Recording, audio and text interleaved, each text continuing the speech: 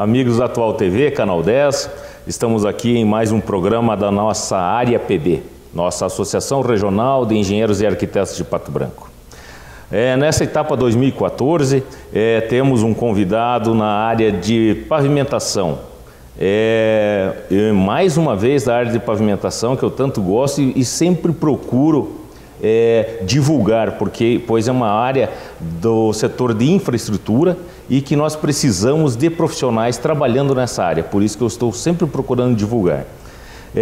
Hoje nós temos a entrevista aqui com o engenheiro Mário Santos, vindo lá de Curitiba, então não poderia perder essa oportunidade. Então, inicialmente peço para o engenheiro Mário se apresentar aqui, a sua formação, aonde que ele está trabalhando, então gostaria de ouvi-lo aqui inicialmente, Mário. Olá a todos, com imenso prazer que acatei aqui o convite do Hélio para participar do programa, Certo, que bom. A minha origem de profissional sempre foi na engenharia, Eu me formei em escola técnica, segui pela engenharia e acabei no final, mais na parte final da vida profissional, me dedicando à área de rodoviária. Perfeito. E você cursou aonde a engenharia daí, Mário? No Rio de Janeiro, na Escola de Engenharia Veiga de Almeida, Perfeito. Você é natural? É uma universidade. Você é natural de onde? Do Rio de Janeiro. Do Rio de Janeiro mesmo. Perfeito. Vim como muitos parar no Paraná. Perfeito, perfeito. Por um motivo muito louvável, que o encontro com outra pessoa, formando um par humano, certo. Nós nos acabamos nos encontrando no Paraná, Perfeito. A esposa é gaúcha, então e você? Nós brincamos lá em casa que o Rio Grande e o Rio de Janeiro se encontraram no Paraná, Meio do caminho. Meio do caminho. Perfeito. E Mário, você sempre, como você falou, você foi para a área rodoviária e hoje você é um servidor do DENIT, é isso? Isso. Eu trabalho no DENIT há 20 anos, Certo. Trabalhei um tempo na área de cadastro, licitação, no órgão. O DENIT, para a gente entender aqui, o DENIT é o Departamento Nacional de Infraestrutura de Transporte. De transporte, Perfeito. Então você é advindo ainda lá do antigo órgão DNR ainda? Isso, fazem aí uns 13 anos que, por medida, por decreto-lei, foi transformado o DNR, o Departamento Nacional de Estrada de Rodagem, em Departamento Nacional de Infraestrutura de Transporte, Perfeito.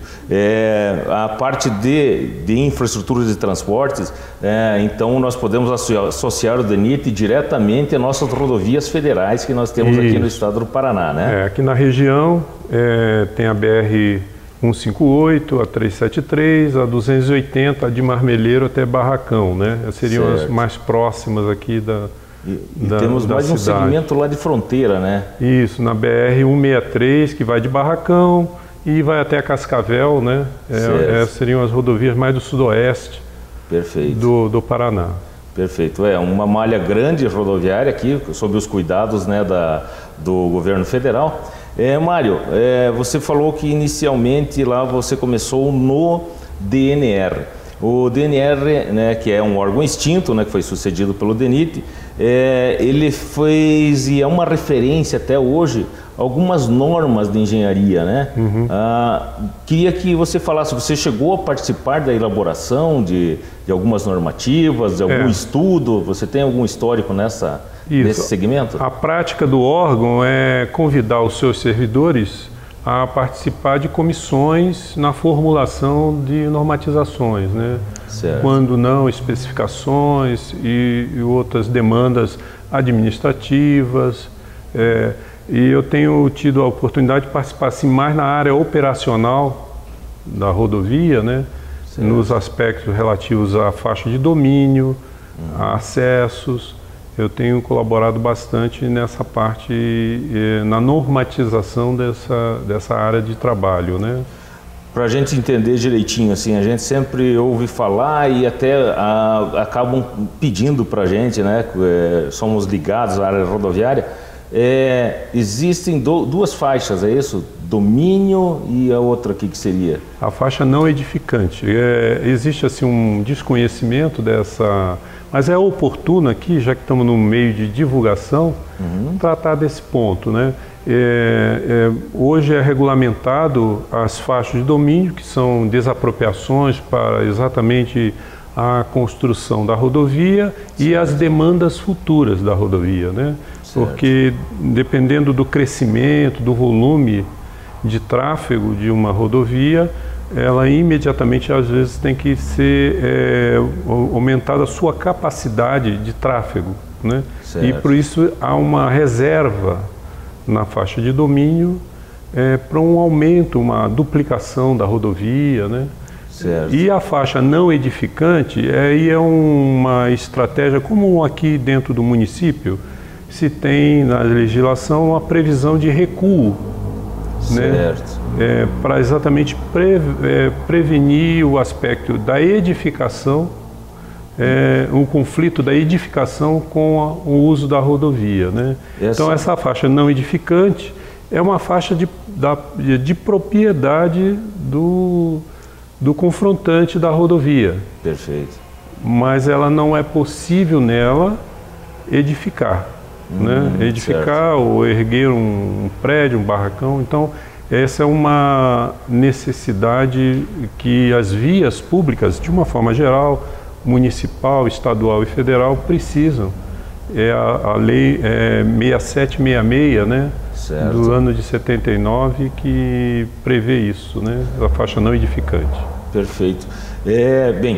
Então, resumindo, né, a faixa de domínio seria de propriedade da União, né, ou do Estado, né, dependendo de qual for a rodovia, né, a nível estadual ou federal.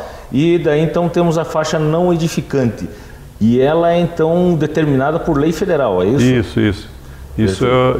Essa lei federal vale para todas as vias rodoviárias, vamos estabelecer assim, e diria um pouco mais a ferroviária também. Da ferroviária também. Também, né? E ela já tem uma distância pré-determinada, ela é variável? Me parece que tem alguma coisa de faixa que é variável, outra é fixa. A faixa de domínio, dependendo vamos dizer assim, da classe da rodovia, ela é estabelecida no seu projeto um tamanho, né?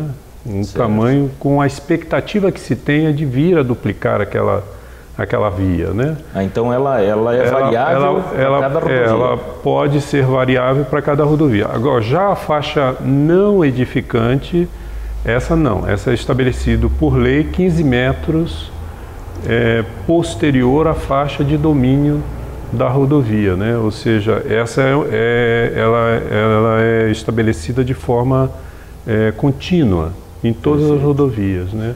E o que eu, assim, aproveitando a oportunidade, estimulo muito que aqueles confrontantes da rodovia consultem antes de construir as unidades locais, as residências dos organismos rodoviários, né? Perfeito. Para poder, desde o início da atividade que vai se desenvolver ali, seja desenvolvida com base nesse padrão estabelecido em lei, né?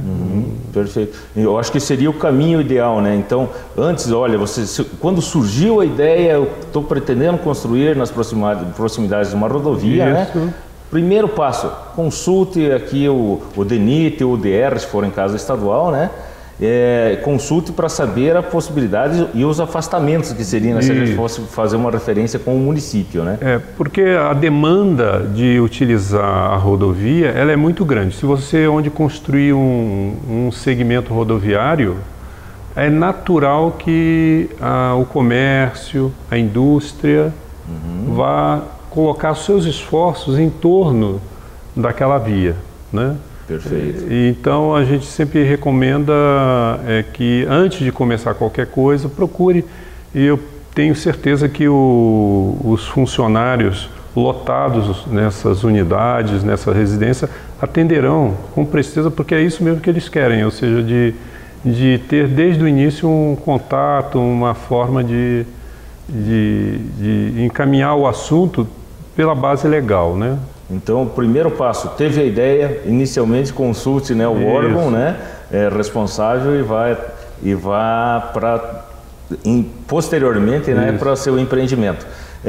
O que a gente nota, Mário Santos, é também o seguinte, que as pessoas, como você disse, elas veem a rodovia, né, como um local também de desenvolvimento e recreio e procuram colocar as suas edificações nas proximidades, especialmente por causa do comércio. Existe também a necessidade de você acessar a rodovia? Existe alguma lei, existe algum padrão, existem normas para isso? Ou como seria o acesso à rodovia? Eu vejo pessoas se queixando, assim, olha, fui notificado porque não tinha acesso regular. O que seria esse acesso regular? Para você funcionar próximo a uma rodovia, é necessário que tenha considerar um elemento fundamental que existe na rodovia que se chama velocidade. Né? Ou seja, existe uma diferença enorme de forças em quem está viajando a 80 km por hora e quem está parado. Né? Então, quem está parado vai acessar a rodovia, precisa ter algumas condições técnicas para não gerar um conflito na rodovia. Né? E que possa causar um acidente, uma demanda que não estava prevista, né? Trazendo assim até infortúnios para a própria vida, né?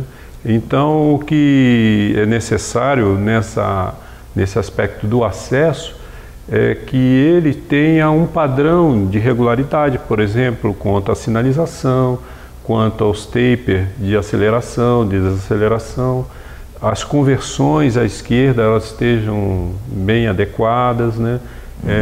Porque o que a gente observa é que o maior acidente em rodovia é ainda o aborroamento lateral, né? É mesmo? É a colisão lateral e as colisões de traseira, né? Colisão de traseira se caracteriza muito pela frenagem ser abrupta, né? Ou seja, inesperada, por uma falta de um aspecto de não saber o motorista da frente para onde vai, se vai para a direita, para a esquerda. Ao frear, ele cria uma possibilidade de acidente de colisão traseira. E as colisões laterais, que elas são bem flagrantes nas conversões à esquerda, ou seja, o motorista, ao querer atravessar a rodovia num lugar inapropriado, pode proporcionar essa colisão lateral, né? Que é muito grave. E num ponto, na verdade, que deveria ter muito mais atenção. Acho que é por isso que foi então normatizado, né? A questão da velocidade, né? Você colocar alguns conceitos, velocidade, visão, né? Você tem que colocar tudo num contexto só e ver só os índices de acidentes maiores, né? E com vítimas mesmo, né? São os laterais. Num ponto onde, obviamente, você teria que parar e olhar, né? Para os dois lados, né? Existem outros conceitos rodoviários que são muito importantes vamos dizer assim, adentrar, que, por exemplo, o aspecto da visibilidade que você mencionou, ele é fundamental, né? Porque a questão de trânsito, a gente a princípio quando vai para uma via, até sair de casa mesmo, andar aqui dentro da cidade, a gente olha muito, e isso é normal, olha muito o nosso lado, né? Certo. Se tá bom para mim, eu vou, né? Mas no trânsito há que se desenvolver um conceito de ver o que o outro está fazendo. Certo. Né? Ter certeza qual é a intenção do outro no que vai fazer, né? Isso evita muitos acidentes. Eu diria assim que cria as condições mais seguras, né? Questões defensivas no trânsito são necessários, são conceitos necessários de se identificar. Ou seja, o que eu quero transmitir é no sentido de a gente estar atento a perceber no trânsito qual é a intenção do outro. Né? Percepção, visão e percepção. Então, isso defende você muito do acidente, né? Se você percebe a intenção do outro. Queria também trazer assim acrescentar um elemento que para mim tem sido muito útil na vida, né? Que é o ato de observar. né? Certo. Normalmente a gente se pega muito na vida distraído, né?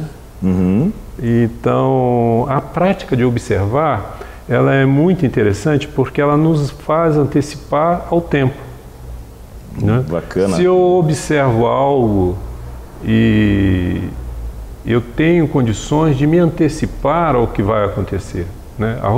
No ambiente rodoviário, e todos são usuários da rodovia, a princípio, quando tem uma carteira de motorista, ele está habilitado, né? Está habilitado a ir à rodovia, né? Uhum.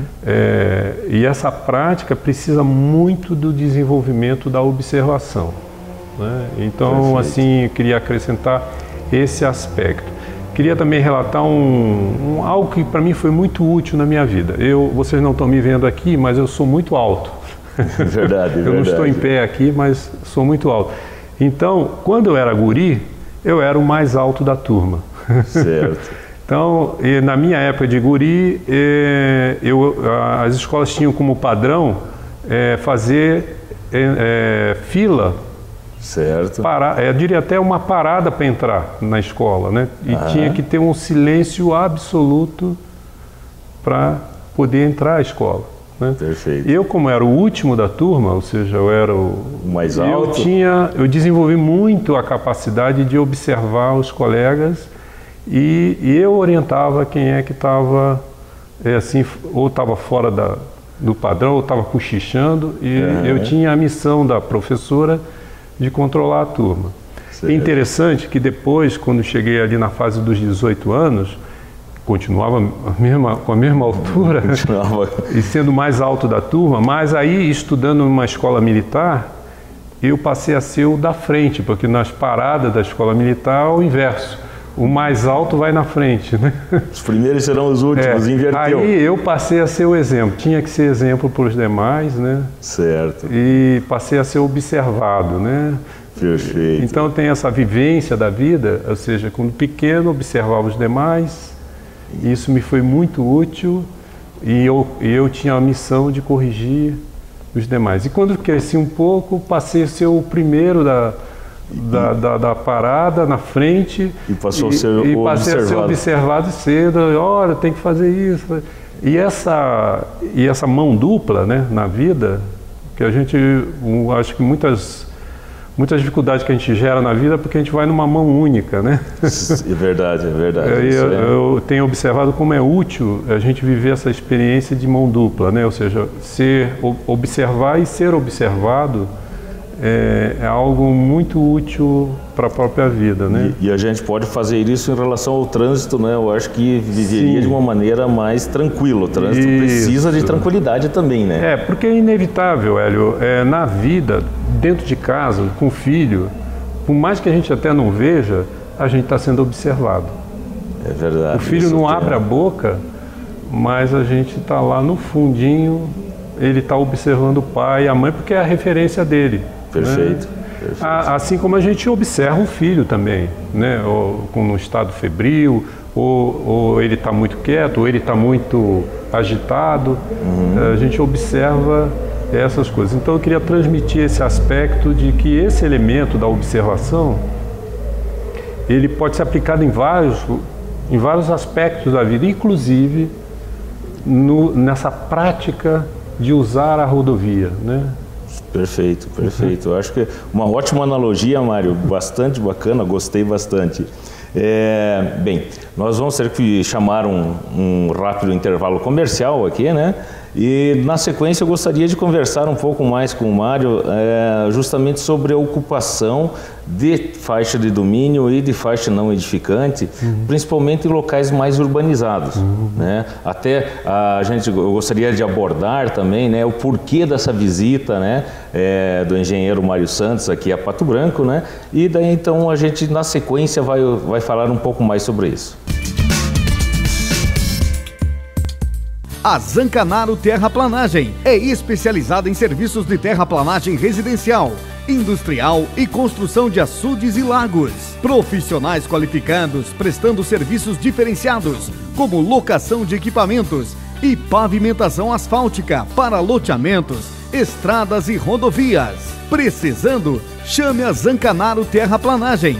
Rua José Leonardi 225, bairro Aeroporto. Fone 3224-1715.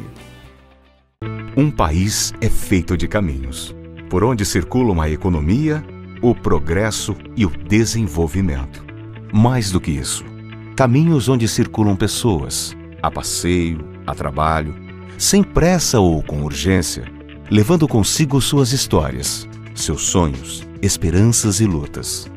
Um caminho sem obstáculos, que só poderia ser oferecido por um grupo orientado por valores como comprometimento, respeito, humildade, coragem e forma justa ao agir. Este é o Grupo Castelar Técnica Viária. Franzoni Incorporadora e Construtora, construindo qualidade de vida. Projetos e construções executados com as melhores tecnologias do mercado. A Franzoni participa ativamente no desenvolvimento de Pato Branco e região. Obras inovadoras com conforto e segurança. Realize o seu sonho de morar bem. Entre em contato com a Franzoni Incorporadora e Construtora. Rua Caramuru 687. Fone 3224-3841. www.construtorafranzoni.com.br.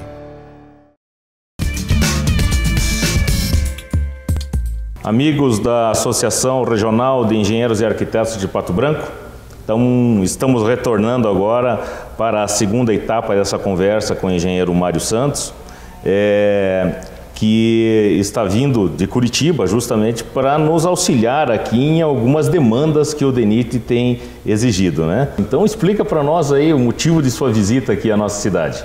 Então, atendendo eu diria até uma missão do chefe, né? Certo. O engenheiro José da Silva Thiago, que é o nosso superintendente regional no Paraná, nos pediu para dar uma chegadinha aqui para tentar resolver um aspecto de acesso à rodovia de um empreendimento municipal que vai ocorrer, que é a Rua Ivaí, né? Ou seja, que está em construção, em fase de implantação, né?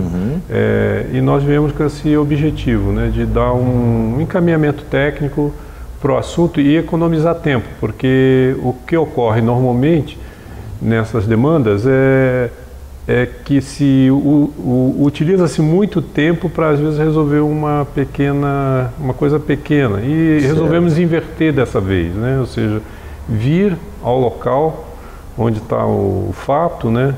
Para rapidamente tentar desenvolver uma solução, né? Então foi isso que nos trouxe a Pato Branco. Perfeito.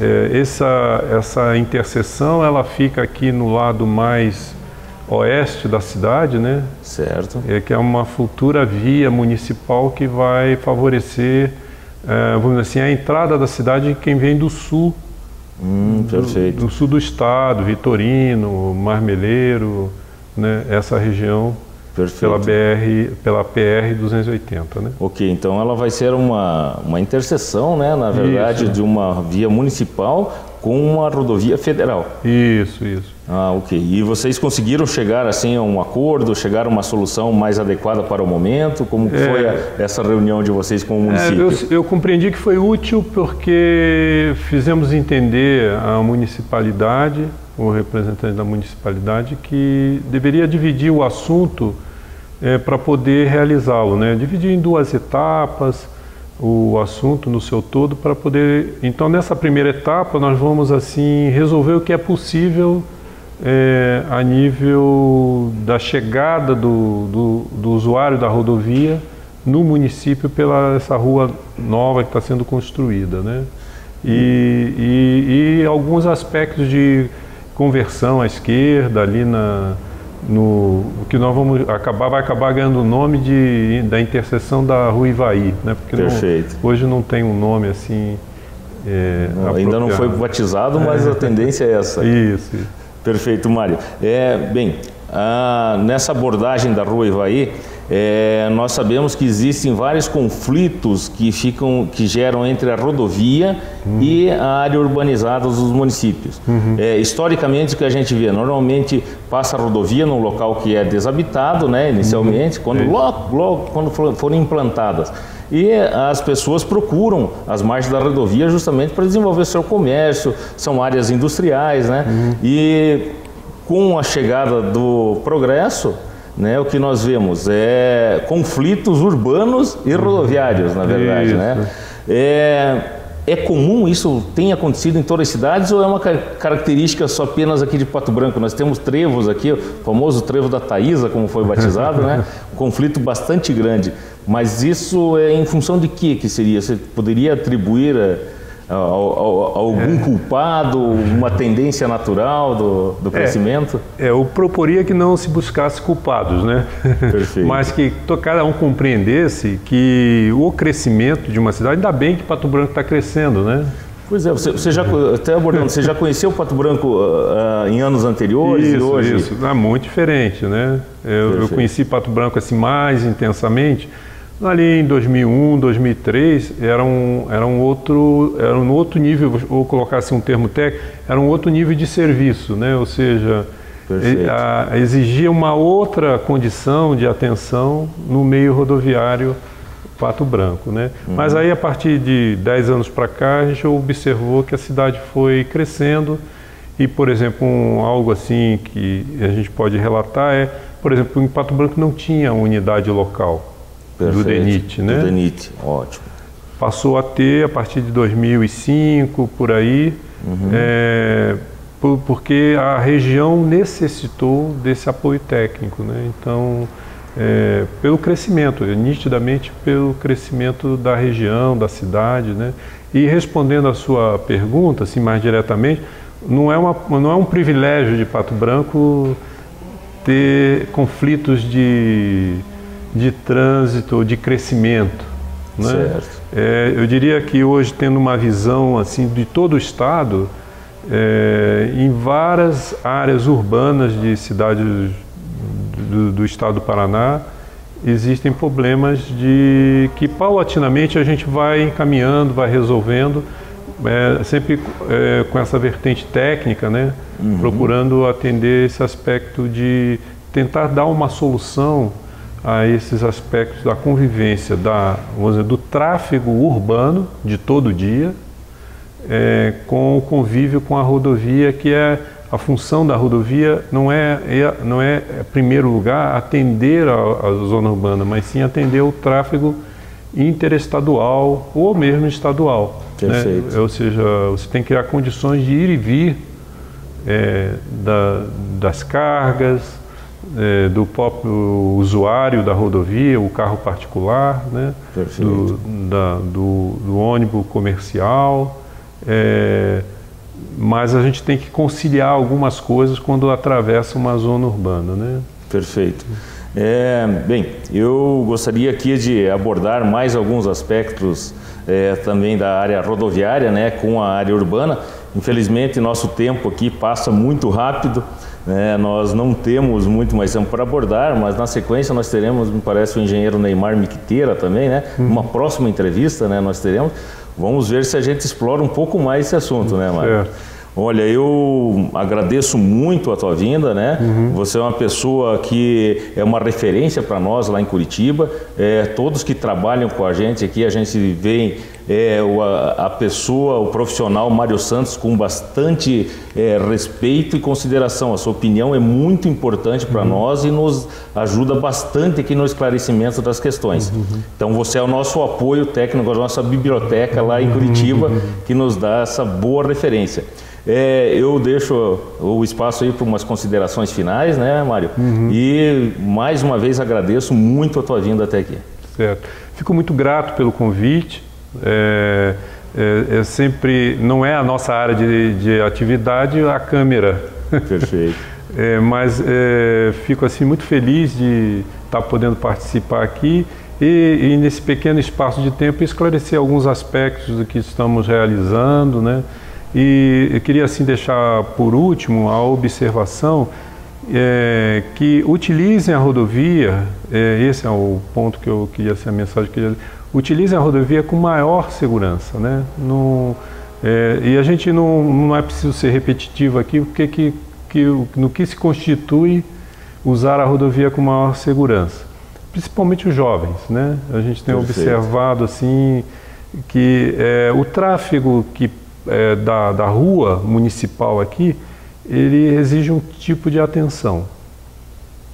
E o tráfego rodoviário exige um outro tipo de atenção, né? Então, partindo dessa premissa, que a gente pratique isso. Não vá para a rodovia com o mesmo grau de atenção como se saísse de casa. Um aspecto assim que também vejo é a chegada em casa, né?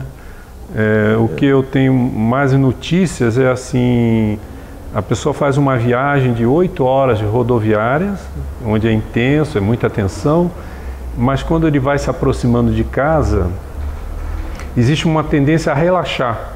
Perfeito. Até diz assim, já cheguei.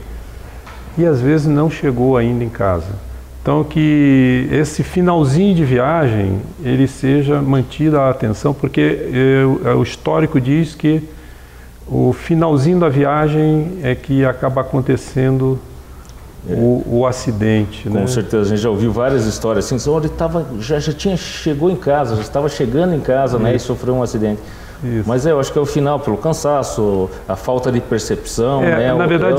Na verdade a pessoa relaxa, né? Quando diz, cheguei em casa. E não chegou em casa ainda. Então a gente faz essa recomendação porque a rodovia vive muito de estatística. Perfeito. E as estatísticas dizem claramente isso, né? Quando a gente acha que está em casa, não está em casa ainda, né? Ok. Bem, fica a dica, pessoal. Obrigado, até a próxima.